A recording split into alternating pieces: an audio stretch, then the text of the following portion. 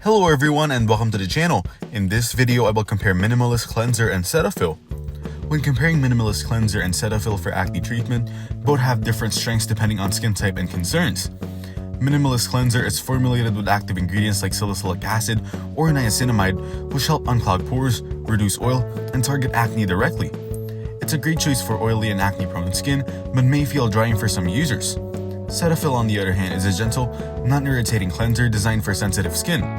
It helps remove dirt and oil without stripping moisture, making it ideal for those with dry or combination skin who still experience occasional breakouts.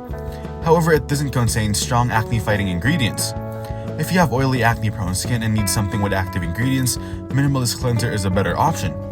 If you have sensitive or dry skin and need a mild, hydrating cleanser, Cetaphil is the safer choice. Thank you everyone for watching. Hope you got some value. Make sure to like the video and subscribe to our channel. Leave a comment down below. See you in the next one.